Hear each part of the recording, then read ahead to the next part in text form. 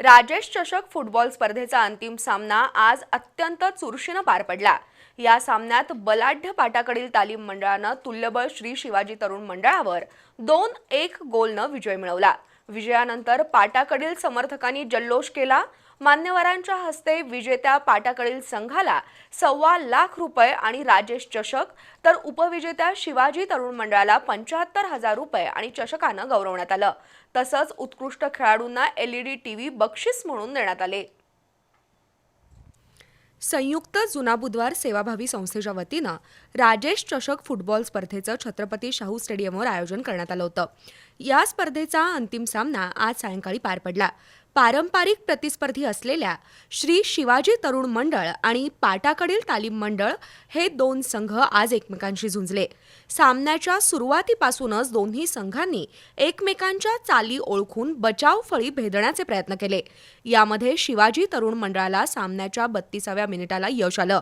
करण चव्हाण बंद्रेनं गोल नोंदवत संघाला 1-0 अशी आघाडी मिळवून दिली। या गोलची परतफेड करण्यासाठी पाटाकडील कडून काजीर, ऋषिकेश मेथे पाटील, यशराज कांबळे, ओंकार मोरे, नबी खान यांनी आक्रमक चढाया केल्या। या प्रयत्नात सामन्याच्या 39व्या मिनिटाला अरबाज पेंढारीनं गोल नोंदवत संघाला 1-1 अशा बरोबरीत आणलं। उत्तरार्धात गोलची नोंद करण्यासाठी शिवाजी तरुण मंडळाकडून संकेत साळुंखे, दर्शन पाटील, करण चव्हाण बंद्रे, हर्ष जरग, योगेश कदम, संकेत जरग यांनी आक्रमक चढाया केल्या। दरम्यान पाटाकडीलच्या ओंकार मोरेनं सामन्याच्या 52व्या मिनिटाला गोल नोंदवत संघाला विजयापर्यंत नेलं। दरम्यान विजयानंतर पाटाकडील संघाच्या समर्थकांनी मैदानात जल्लोष करत फटाक्यांची आतषबाजी केली। तसंच रंगोत्सवाचाही आनंद घेतला।